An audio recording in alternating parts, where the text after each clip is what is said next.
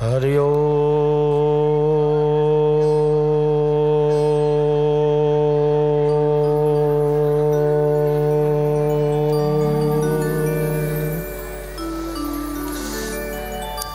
वक्रतुंड महाकाय कोटि सूर्य समप्रभा निर्विघ्नं कुरु मे देव सर्वकार्येषु सर्वदा। मनोजवं मारुततुल्यवेगं जितेन्द्रियं बुद्धिमतां वरिष्ठां वातादयं वानर्योऽतिमुख्यं श्रीरामदूतं शरणं प्रपद्ये। श्रीरामदूतं शरणं प्रपद्ये।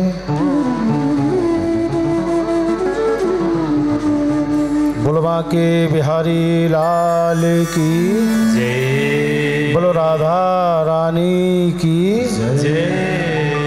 बोलो हनुमान जी महाराज की जय। बोलो पशुपतिनाथ महाराज की। बोलो भागवत महापुराण की जय। मंच पर समवस्थित विद्युतजन, कथावाचक, परम श्रद्धे, ओजस्वी तेजस्वी भगवतमती सरस्वती रूपा देवी प्रतिभा जी और हमारे हृदय सम्राट बाल योगेश्वर विजय श्री कृष्णमूर्ति जी महाराज और विश्व हिंदू महासभा के राष्ट्रीय अध्यक्ष शंकर खलाल जी और हमारे मध्य बीच में जनता जनार्दन, सभी को जय श्री राधे। देखिए, ये जो आज यहाँ पर देखने को मिल रहा है, ये कोई छोटा मोटा कार्य नहीं है, ये सनातन का बहुत बड़ा कार्य है। क्योंकि सनातन धर्म ही मनुष्य का प्रथम धर्म है, कर्म है। और आज यहाँ पर हमारे हृदय सम्राट बाल योगेश्वर जी ने जो महाकुंभ लगा करके तैयार किया है, ये इनको बहुत ही अधिक गौरवान्वित करता है।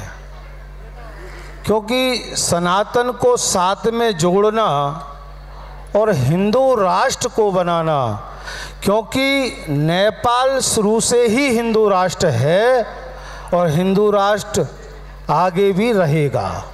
इसको बनाने की आवश्यकता नहीं है। बनाया तो उसको जाता है जो कि हो ही ना, और ये तो पहले से ही हिंदू राष्ट्र है।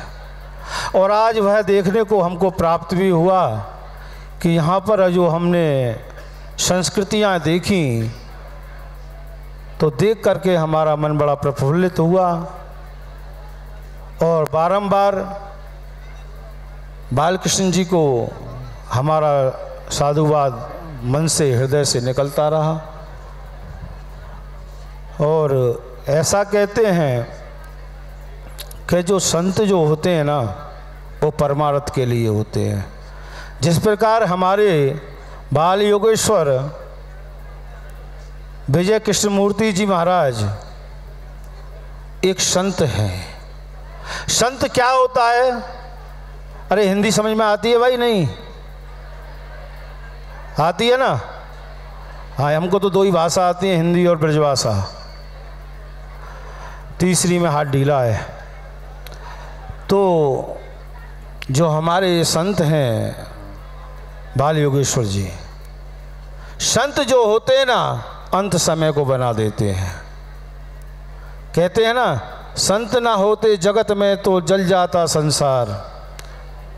ये संत ही हैं जो जगत में इस पताका को फैलाते हैं।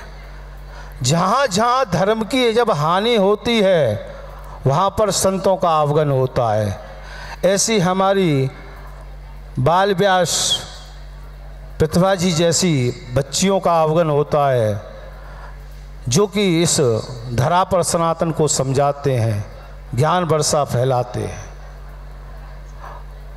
और परमात्मा भी कहते हैं, रामायण में भी आया है, अब मोई भां भरोसा हनुमंता, बिनु हरि कृपा मिले नहीं संता।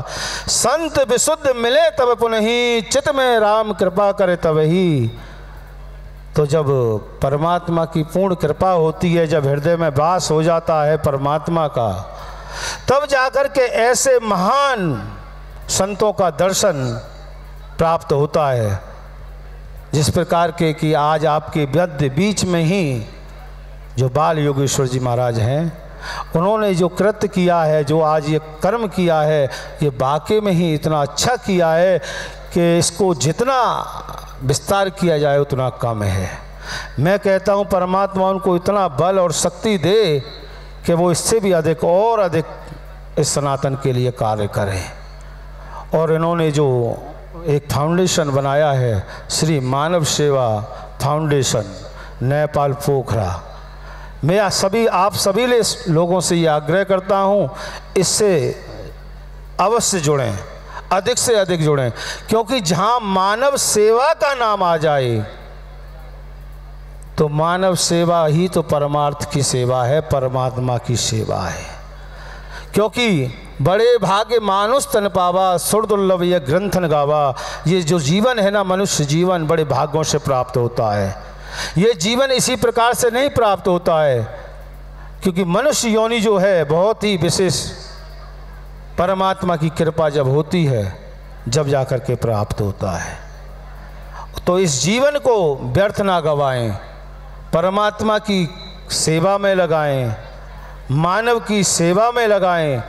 तो आपके मध्य में ऐसा श्री मानव सेवा फाउंडेशन नेपाल पोखरा तो आप सभी लोगों से है, तन से, मन से, धन से, जिस प्रकार चाहें उस प्रकार जुड़े। और बाल योगेश्वर विजय श्री कृष्ण मूर्ति जी महाराज का हमेशा आप साथ दें, क्योंकि सबका साथ और सबका विकास हमारे मोदी जी भी कहते हैं भारत के अंदर। ये तो खैर नेपाल राष्ट्र है, ये तो नेपाल देश है, तो यहाँ भी वही होना चाहिए, सबका साथ और सबका विकास। आज अगर आप बाल योगेश्वर जी का साथ दोगे, देखिए उनके नाम का कितना सुंदर अर्थ है, विजय श्री। उनको पहले से ही विजय श्री प्राप्त है, भगवान नारायण की उसको विजय श्री पहले से ही प्राप्त है। दूसरा कृष्ण मूर्ति, उनका स्वरूप भी जो है ना कृष्ण भगवान की मूर्ति के तरह है, सेम साक्षात कृष्ण की तरह उनका रूपांग लगता है। ऐसे परम पूज्य हमारे बाल योगेश्वर जी महाराज। और क्योंकि कथा का समय है, मैं अधिक समय नहीं लूँगा और मैं अपनी वाणी को विराम देता हूँ। मैं कथावाचक श्री प्रतिभा जी से निवेदन करता हूँ वो अपना कार्यक्रम आगे बढ़ाएं। जय जय श्री राधे श्याम।